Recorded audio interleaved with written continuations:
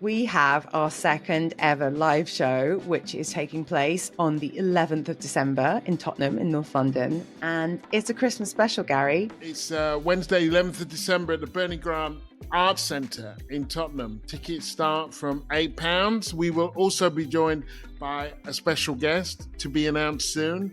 Bring your mince pies. We're going to have a do. 11th of December, Bernie Grant Arts Centre, Tottenham. Hi, I'm Carys of Foco.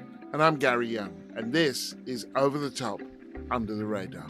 For this episode, I sat down with Joe Mulhall, who's the Director of Research at Hope Not Hate, to talk about the organisation's work and his new book, Rebel Sounds.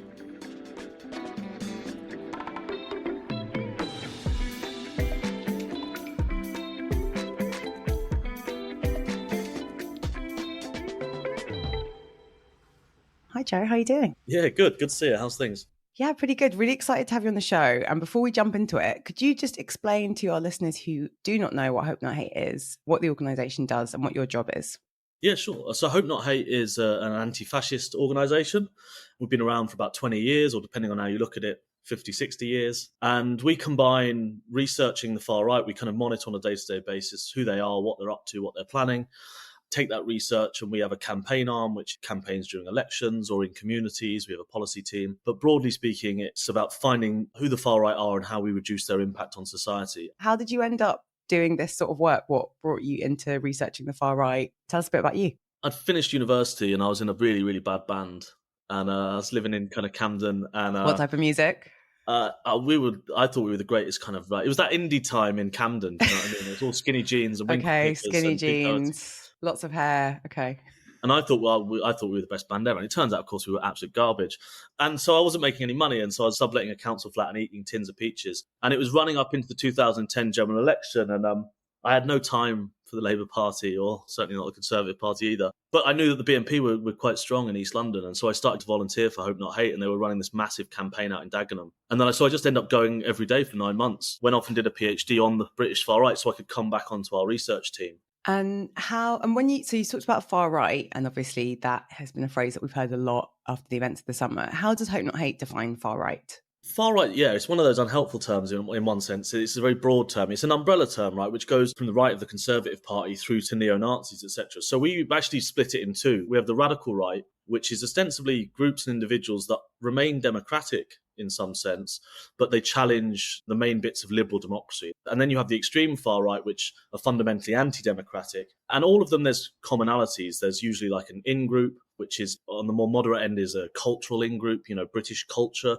And then there's a threat from external people, usually Muslims nowadays. And on the more extreme end, it's racially defined. So it's an understanding that there is a racial in-group, the white people, and an external enemy, which is people of colour from all different backgrounds. And just in terms of, so that was really helpful to hear those two sort of camps within the far right. Where would someone like Tommy Robinson or Stephen Yaxley Lennon, I think is his real name, where would he fit in that definition? Well, it's a really interesting one, actually, right? I mean, technically, he's traditionally, you'd be what people call like a civic nationalist, or that's how they would describe him in the far right. His idea was this: it doesn't matter what colour you are, it's about the culture. It's about Muslims are a threat to Western culture and Western history and identity, etc. But as we know, underlying all of that is inherently a racism to Tommy Robinson, a much more extreme racism. He increasingly talks about his major concern is that white Anglo-Saxons are being replaced. So he's increasingly shifted right on those issues. He's also, over the years, crossed lines around anti-Semitism and Jewish control, etc. But primarily he sits in that camp where for him the big threat, as he sees it, is Islam and Muslims are consciously invading or taking over Britain and the West. And he talks regularly that he's not racist, is how he would define himself. It's not about races. And yet, of course, he increasingly slips up where he will talk about people of colour. That really came to the fore during the Black Lives Matter protests some years ago.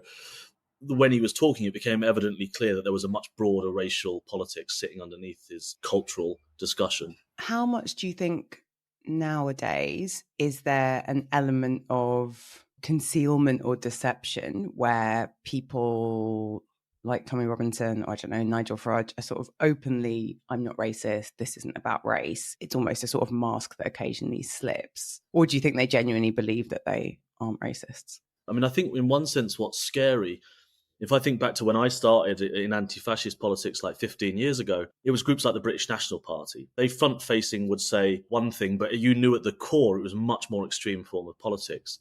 Nowadays, unfortunately, a lot of far-right rhetoric and politics has just become so much more normalised and much more mainstream. Terms and phraseology that would have traditionally been or recently been confined to the extreme margins on the far right, we hear it in the mainstream of our politics, whether or not that was Suella Braverman talking about invasion in the House of Commons. These were things that actually, even just 15 years ago, the BNP, publicly at least, would have been slightly nervous. And, Nigel Farage is a great example of this. There's a very, very small fringe fascist group called Patriotic Alternative, led by a guy called Mark Collett, who used to be a big name in the BNP. And during the recent election, he said, Nigel Farage is saying things that we could have never have got away with in 2010.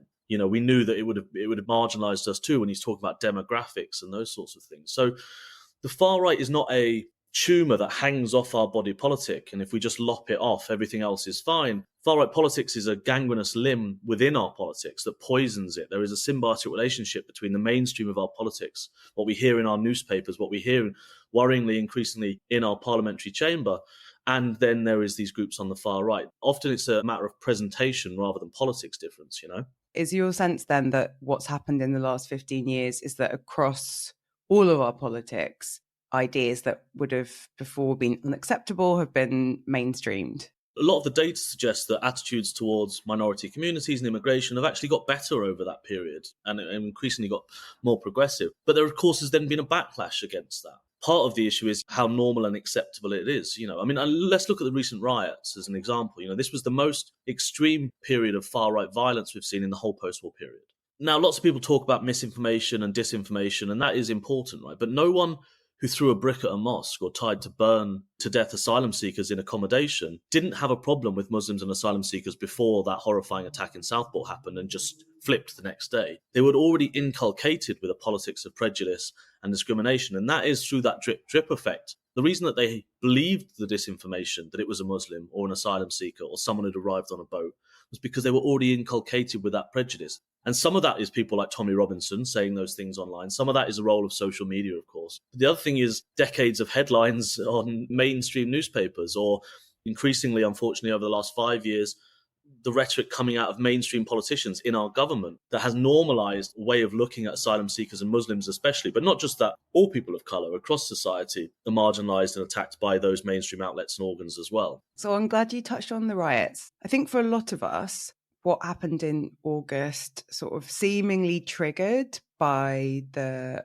tragic killings of 3 young girls in Southport, it felt like something came out of nowhere. And I guess one of the reasons we were really keen to talk to you is that I'm guessing it wasn't such a surprise to you. Can you explain what you think happened, how much it was connected to the killings, and like who the people were that we saw out on the streets in like dozens of areas across the UK? Really sadly, it didn't make it any less shocking, but it wasn't surprising. We at Hope Not Hate for some years had been warning that something like this was going to happen, especially around accommodation, housing people who are seeking asylum. The scale took everyone by surprise. It was the third explosion, if you will, of this wellspring of anger in British society at the moment. This was not long after the general election where Nigel Farage's reform got 14.3% of the vote, over 4 million votes, which is the largest probably radical right, far right vote share of the post-war period. The riots came a few days after Tommy Robinson or Stephen Lennon had a demonstration in Trafalgar Square that had somewhere between 20 and 30,000 people on it. That was probably certainly the largest far-right demonstration in years in the UK. And then we have the riots, which is the largest explosion of far-right violence in the post-war period. These 3 events are all ostensibly symptoms of this kind of wellspring of anger and resentment and hatred bubbling away under British society. What was really horrifying about the riots, but also, I guess, interesting, maybe that's not the right word, but they reflected what the modern far-right looks like, right? And by that I mean, yes, we've analysed thousands of hours of footage and images to find out who people are, who was organising what. Yes, there was people from small far-right groups like Britain First, Patriotic Alternative, former English Defence League members, etc., on these events. But there was no single group or person that organised all of these demonstrations. Rather, what it is, it mimics what we call the post-organisational far-right. And by that, I just mean, in addition to those traditional groups that has a leader, a regional structure, branch members, and all those sorts of things, is this massive decentralized network of thousands of individuals that are engaging with and creating far-right material, primarily online, but as we've seen in the riots, can happen offline. And it's like a school of fish that moves around the internet. There's no leader, you're not a member of anything. While there's not a leader, there are figureheads, people like Tommy Robinson, that direct the weather of this school of fish, if you will, around the internet. So when you looked at the riots, that 7-day period, many of them looked very similar. They would chant the same things at the events, similar sorts of targets. They would have the same banners, the same poster styles, which gives the impression that there's someone organising it all, but it wasn't. It was individuals locally, ad hoc, creating their own events, but they were somehow linked into these overlapping online spaces. So the riots very much echoed what the far right looks like. And it's why I think lots of the media got it wrong when they said, these people aren't far right. They're not a member of anything. You don't need to be a member of anything anymore to either consume or engage with a form of far right activism. And for me, the moment you turn up outside a mosque and start chanting racist slogans or you throw a brick, you're engaging in far right activism, even if you don't have a membership card for anything, Yeah, I think that was one of the things I found quite concerning and upsetting about some of the mainstream media coverage of this sense of like, well, these people aren't all racist or on the far right, even though they're trying to burn people alive and threatening physical acts of violence. I think it was really interesting you said about the shift to a more decentralized structure. Am I right in saying that 20 years ago, you might have been a member of the British National Party and you would have, had a local branch and maybe an organizational structure. And now you're saying that there isn't one group or one umbrella and it's much more fragmented, but that people are organizing or consuming the same content on social media. So the people that took to the streets might not have known each other, or they would have known each other from online forums. Like, what is there?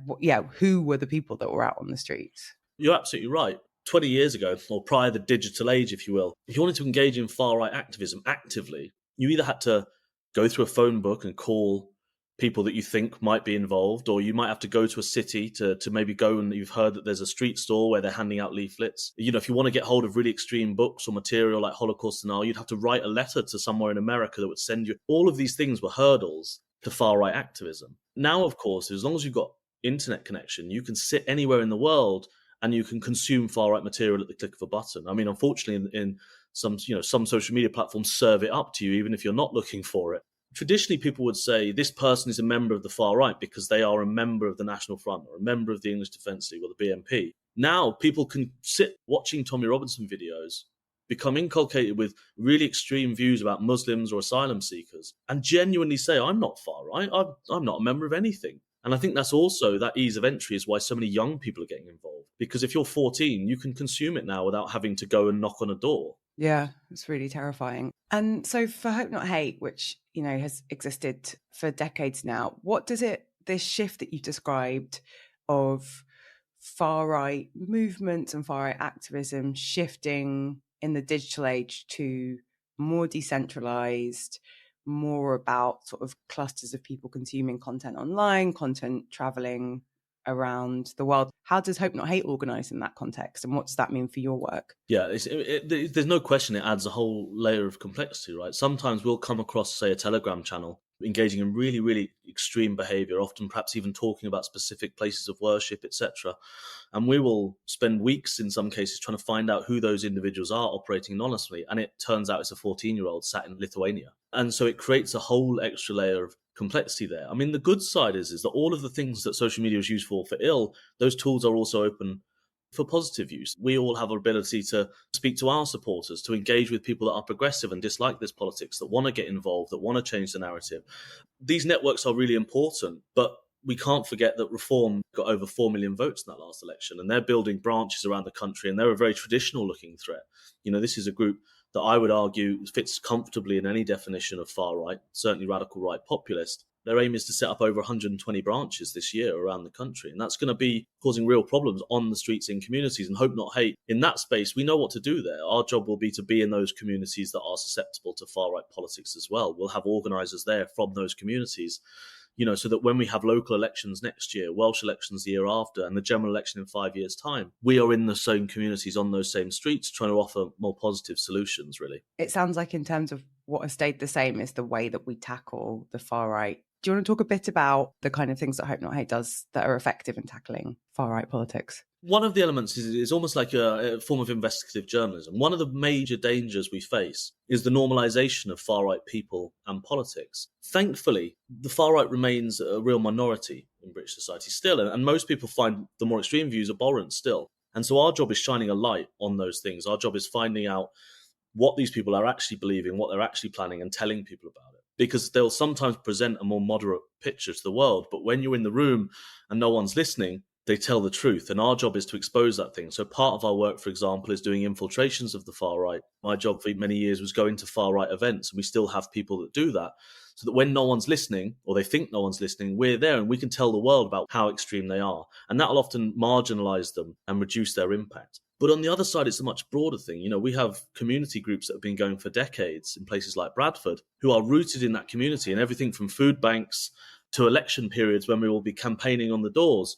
We take that information and we use data nowadays, like everyone uses data, to identify how is it that we split away the people that are susceptible to far-right politics from the people that are propagating far-right politics. And together you can kind of hopefully split them apart, make one less important and make one less likely to engage in far-right politics. And are there particular groups at this point in time that are more susceptible to far-right politics, more likely to start getting served far-right content on their social media algorithms? It sounds trite to say it, but obviously white disenfranchised, primarily men. And one of the things that came up in the riots, for example, people were saying, aren't they right to be angry? And in one sense, you can empathise with that position, but none of that justifies the attacking of a mosque or an asylum seeker accommodation. There are whole areas of this country that are right to be furious about the state of the country. Hospitals, houses, schools, jobs, cost of living crisis. All of these things are really, really real. And the status quo, mainstream political parties are not offering them answers and making their lives materially better. And the far right then turn up to those communities and give them a really easy answer to a really complex set of questions and say, yep, it's not the fault of the politicians, etc. It's the fault of these people over here that have come and taken your jobs, come and taken your money. They're being put up in nice hotels. That kind of scapegoating politics. That's why those communities are susceptible to it. And I think while we should never, ever excuse far-right activism, we have to understand that as well as all the things that we do at Hope Not Hate, for example, we need to deal with the material needs of those communities. You know, we need politicians that are going to go in and make sure that there isn't a cost of living crisis, make sure that they do have houses and schools and hospitals and those things. If you can remove the scarcity, then the far-right's job is much, much harder when they try to play on those communities. There's a reason the far-right target Dagenham, Burnley, Stoke, Rotherham, Rochdale. These are towns that have been poorly treated by political parties for decades now, and the far-right go into them and try to whip up the anger that's there and direct the anger towards asylum seekers or Muslims or people of colour. Obviously, the riots were getting a lot of media coverage, and, you know, for a week in August, suddenly the thing that you work on every day was blown up and, you know, in the mainstream. Was there anything that annoyed you or like frustrated you about the coverage? Was there anything that the media got wrong that you wished you could have been like, excuse me, this isn't right? The big one was, and this actually kind of touched on something we mentioned earlier, which was after the first riot in Southport on the first night, there was lots of media coverage talking about, should we ban the English Defence League? And the English Defence League are the people that are behind the riots. Now, the English Defence League doesn't exist. Tommy Robinson ran it between 2009, 2013. It dribbled on for a few years, maybe 15, 16, but it doesn't exist anymore. And this was part of the issue, because it is slightly more complex to talk about the far right as these decentralised post-organisational networks. They turned around and just framed it as the English Defence League. And then the problem of that is they then asked politicians, what do we do about the EDL? And the politicians started saying we should ban the English Defence League. And so we then spend a huge amount of time having a conversation about whether or not we ban a group that doesn't exist, which will have zero effect on what we're seeing on the streets. And so that sort of slightly unnuanced reporting on it and the way it was discussed becomes really unhelpful, because even people that want to do good are then spending a huge amount of time talking about something that doesn't exist. The other thing that was perhaps, I think, probably more detrimental in the long term was this idea that this was legitimate anger. And I kind of mentioned a minute ago what I mean by legitimate anger, which is angry at the state of their lives, their country, etc. But the problem is that was very quickly shifted to legitimate action, as in you can't be surprised that these people are behaving in this way. There's some sort of legitimateness there. Yes, we obviously don't like them trying to burn to death people, but there was lots of people actually that weren't far right at all. And that was just extremely unhelpful. And that narrative has become much more widespread. Let's not forget the Southport attack, a horrifying attack. It wasn't a Muslim. Not that it would justify if it was, but it wasn't a Muslim. For me, however angry you are, if you decide to then go and protest outside a mosque that has nothing to do with the attack at all, you're engaging in a form of far-right politics. There's no legitimacy to throwing a brick, to screaming a racist slogan, or to firebombing a hotel. And the speed with which that became legitimized in elements of the media was horrifying. And the speed with which it has now disappeared. This is the biggest schism of far-right violence in the post-war period. When was the last time you heard us talk about it? And it's just disappeared. Yet there's a few extremists, they're in prison now, we can all move on like nothing happened. Like it wasn't an articulation of widespread societal racism, Yeah, and you're right. I think even taking a slightly longer term view of looking to the reform vote in the July general election and joining a dot to that is something that really felt lacking in a lot of media coverage. What would you say to people of colour who were sort of hit with this wave of images of violence and protests on social media and who rightly so felt a lot less safe and a lot more scared? I mean, all I can say in these situations is kind of obviously solidarity. And I mean, I'm white passing. I don't experience these things in the same way. When I speak to my friends from a whole range of communities, the terror of what that 10-day period is something I find really hard to understand. The CEO at Hope Not Hate, Nick Lowles, he talks about his childhood, about how he didn't quite know what was happening, but he'd see the National Front on television and presume that meant they were going to get rid of his mother. And there'll be a whole raft of children out there that saw this going on and thought, is this my country? And that's going to have huge amounts of tail and legacy. And that's, by the way, why a lot of these far-right activists do this. They want to scare people like this. The important thing, which we're trying to do more of at Hope Not Hate, and obviously we've got a very diverse team internally, is trying to understand those things better. Because I think sometimes it's easy to get your head down and go, we look at these Nazis, we look at this person throwing a brick, and not, as you say, as you describe it, this long tail. And I guess the antidote, if there is one, was things like the mobilisation in Walthamstow, right, where thousands of people came out onto the streets. I think it's interesting you said that, one of the designed impacts of these mobilisations is to make people scared and to make them feel like the streets aren't theirs or they aren't safe on them. So is that the kind of antidote? I know Hope Not Hate's done lots of community organising for decades on different projects, but do you think taking to the streets is another way that we try and reclaim them and make it clear that they are in a minority? Yeah, look, I mean, after that 7 days, no one had slept. I Hope Not Hate, and to see them people come out on the streets there was just this hugely energizing thing, And even like the Daily Mail wrote positive things about those protests and stuff, and it was amazing. And I wouldn't for one second say it wasn't amazing, and what that meant for those communities. The danger is if we become complacent, right? It was amazing to see so many people in Walthamstow and Bristol. But what we need to do as a kind of anti-racist, anti-fascist movement is, how do we get those numbers in Rochdale, in Rotherham, in Hull? We saw big protests counter protests in Liverpool, as you'd expect, proud history of that sort of stuff. The danger is it's relatively easy to mobilise big numbers of progressive people in progressive areas or certainly middle class areas. The real work is that we can't then turn around and go, job done, we finished the riots because we all met in Walthamstow. Like, how do we actually go into the communities that are most susceptible to far-right politics and engage and listen and win person by person there? And how do we mobilise progressive numbers? And how do we protect those communities? You talked a little bit about some of the tropes that are mobilising and energising people now. So it sounds like a lot of the focus of the anger and energy at the moment is around the Muslim community in Britain, is around small boats or asylum seekers. Are there other sort of specific tropes or like hot button issues? Well, it's one of the things that was really terrifying about, obviously that horrifying attack happens against those young girls. The next day in Southport, the riot that happens, the rhetoric on there was primarily about protecting those girls, for example, protecting young girls, as they would have described it. The speed with which that wave of violence over the next 7 days spreads out to a wider set of far-right grievances, that attack in Southport turned into a trigger to unleash a wider set of grievances. And as you say, I mean, broad, like the way the targets of those were primarily Muslims or asylum seekers, or people in their eyes that look or sound Muslim, look or sound like an asylum seeker. People were stopping cars and pulling people of colour out of them. They weren't checking if they were an asylum seeker. Not that that would have been okay anyway. But it unleashed a wider set of grievances. The way a lot of it was framed was they've been given money. This is a really important thing at the moment. They've been put up in a 4-star hotel while we're struggling to heat our homes, or we're struggling to feed our children, or there's homeless veterans on the street and they're being given there. So a lot of it is couched in that set of that notion of scarcity. And the idea that the hotels are a resource that aren't available to so-called local people.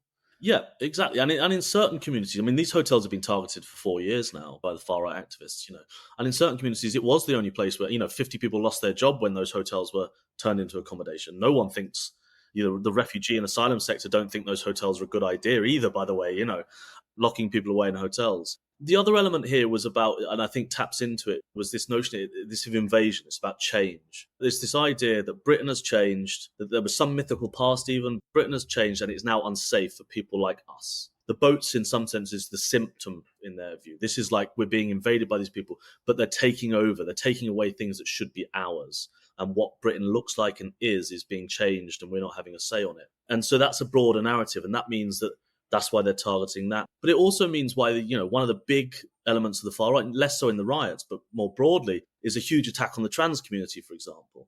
Like this broader anti-woke politics that you see that gets lots of traction within the far right. Very, very quickly, there was a range of grievances that spilled out into that violence that we saw there. I mean, look, even after it was made clear by the police that the alleged attacker was not an asylum seeker or not a Muslim, many of the main figures said, well, it doesn't matter. That's not why we're actually here. The point stands. We have to protect our children against people of colour, against asylum seekers that are invading and taking it. It's irrelevant that wasn't done by an asylum seeker. And it's all wrapped into those traditional things of people of colour being a sexual and violent threat and a threat to children. These tropes that go back hundreds of years, So in that sense, the sort of core story hasn't changed from like 20, 30, 50 years ago, but the specific plot points or ways that you illustrate the story might have changed. So now it's hotels full of asylum seekers.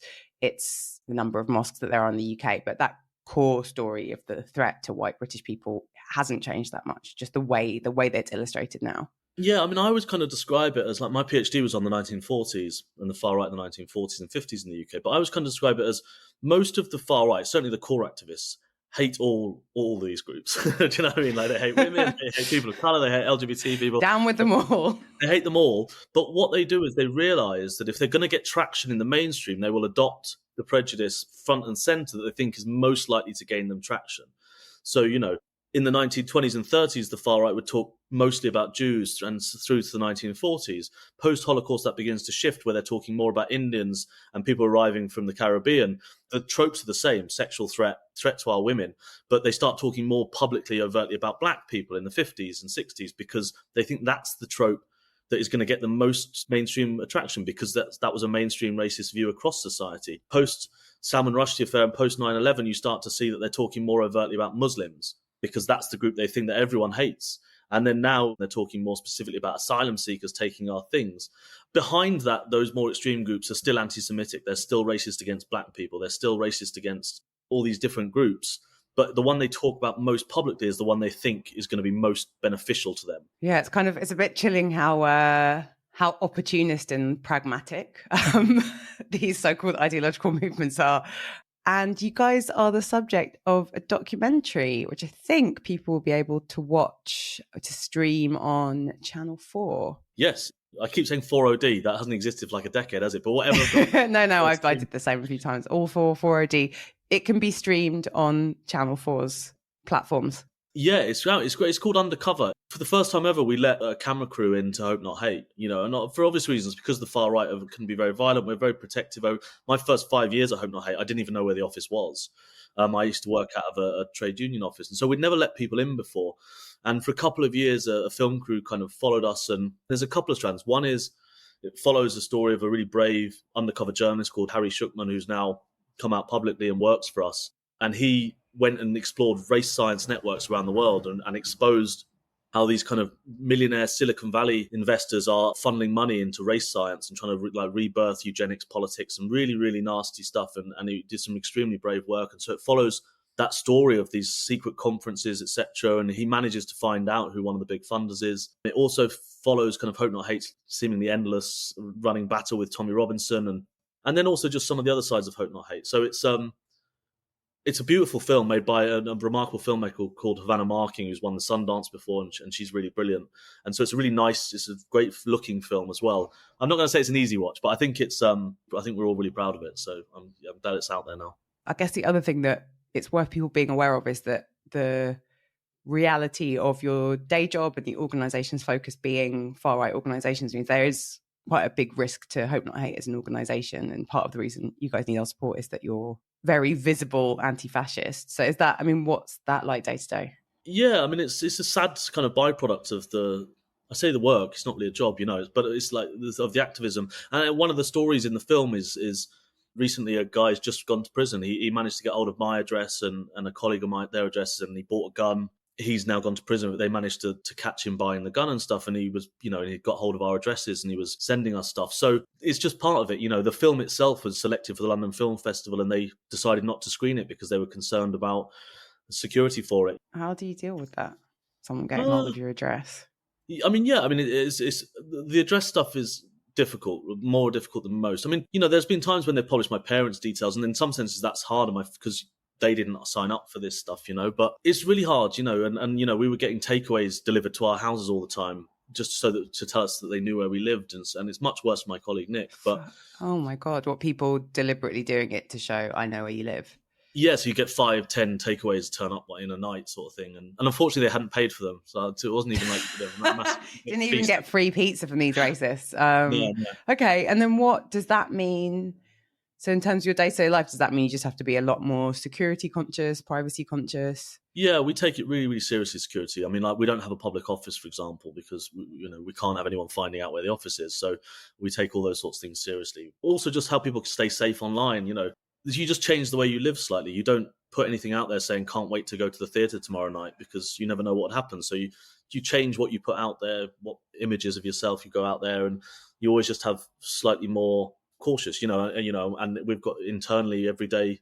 This week, for example, we're doing full sweeps on everyone who works for us just to make sure there's nothing out there, no threats, etc. So what's a full sweep, just to explain for listeners? So we'll look through every social week, kind of monitor, I think maybe 12-15 different social media platforms. And so we'll just go through them all to make sure that no one on any of those platforms is talking about a specific person or a specific location or address and those sorts of things. And, it's been horrible. I've had graffiti outside my house. My boss, Nick's, had people turn up at his kid's school. And, it's a nasty side of it. But in one sense, we do what we do because these people are engaged, that are hateful and are engaging in nasty stuff. And in another sense, if they're coming, when they're coming for us, they're not going for the local mosque or they're not going for the local synagogue or whatever it is. So in some sense, if there's any ability that Hope Not Hate can draw fire from these people, it hopefully makes things slightly better. But it's just kind of part of the day-to-day experience, really, of being at Hope Not Hate, really. Although if we are ever hiring, it is amazing as well. I don't want anyone to come away from this thinking, God, that sounds awful. It's a really, that you get to feel like you're doing something. And I think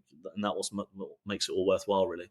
So tell us about the book. You've written a book about music and resistance. Yeah, it's called Rebel Sounds, Music as Resistance. It traces how music's been used within resistance movements, so certainly over the last 100 years. That could be against colonialism, everything from like Irish rebel songs to anti-apartheid music in South Africa, jazz, blues and soul in the civil rights struggle, Fela Kuti in Nigeria, right the way through up to, rock and roll behind the Iron Curtain, right the way through to Ukraine right now and electronic music in like bomb shelters, raves in bomb shelters. And the book, I travel to all these places over the last couple of years, and I kind of go and interview the musicians or go to the recording studios. And so part of it is like the story of those oppressive movements, whether or not that's apartheid or British colonialism or the current war in Ukraine. But then it's like, how is music being used and how has it been used as a form of resistance? And that could be, I thought it would just be protest songs like Billy Bragg and nothing, Billy Bragg's in the book, obviously. Do you know what I mean? Obviously he is. He's on the front cover, in fact. But as well as that, like how much broader resistance music is. Sometimes it was just listening to a song you were told you weren't allowed to.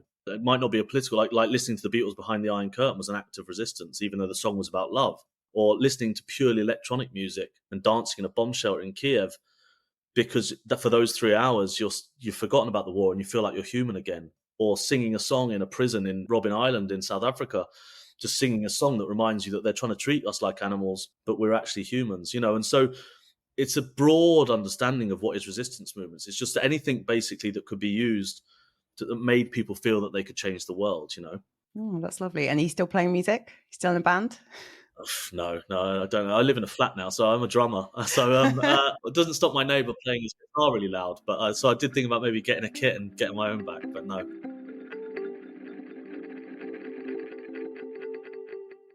Gary, you couldn't make the conversation, but you've listened to it. What did you think?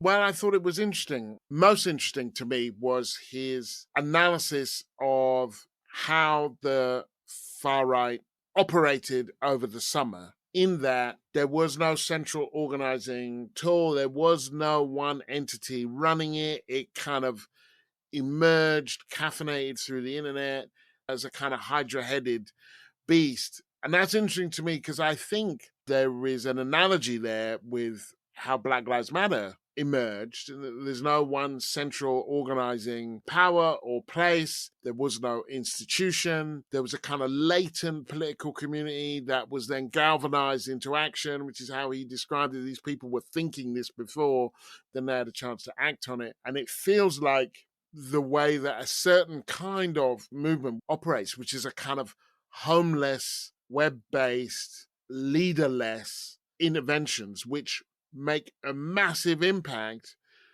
but have no kind of organizational center. And it was interesting to me to hear how that was also true of the right, the far right.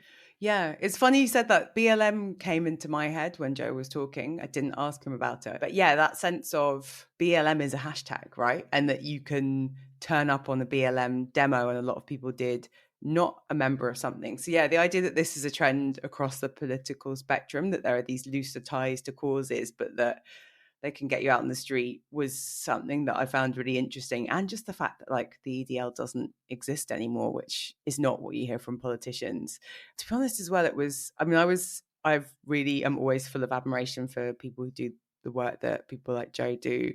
But that threat, the physical threat, I don't know, the fact that fascists sent takeaways to your house, the fact they had to cancel a screening of the documentary because it wasn't safe. I think that very real danger posed by the far right, I think, was something that, stayed with me from the interview. I liked the way, would probably be a misnomer, but I thought it was interesting the way that he made those connections between the more violent, clearly ideologically driven fascist and the potential for organizations like Reform, and the connections between them, and the kind of idea that in some ways Reform, while more scary, also they want to set up a series of hubs, and then Hope Not Hate will know where they are, and they will be able to kind of engage with those places, which will be a kind of more known strategy than trying to deal. He mentioned you're looking for the provenance of some kind of hate campaign online, and you find out after a while that it's a 14-year-old in Lithuania, and that it's so much more difficult to track. So there is this way in which Reform both presents a bigger threat and that it is possible to locate it in a way that you can't locate the other things. I thought that was, to be honest, the fact that he was very clear-eyed about what the Reform vote was and joined the dots between that and the riots was disturbing, but also it was just quite reassuring to hear, because I think there's a lot of, and we'll see it a lot from the political centre, this sort of legitimizing the Reform vote and appealing to the Reform vote. So I thought it was helpful to hear someone who's got a PhD in fascism say, call a spade a spade. Yeah, I think the other thing that really struck me is a moment where he talks about a former BNP lieutenant saying that Farage is managing to get away with saying things they couldn't have dreamed of 10 years ago. And that shift in the political mainstream and what has been legitimized, I thought was very powerful. That, and just the opportunism of fascists and how they adapt to focus on Muslim communities, to focus on the small boats, how parasitic and effective far right groups are at sort of jumping on waves and making opportunities out of things that are happening. The way that Overton window has widened about what and how people might say. Because to me, it's not just what Reform say, it's also what can be said. And he did mention this, like Braverman talking about the invasion, the way that feeds into the body politic. I mean, he described it as it's not like a tumor, it's more like a kind of gangrenous leg that kind of, and the infection spreading throughout the body. I kind of like to describe it as like arsenic in the water supply.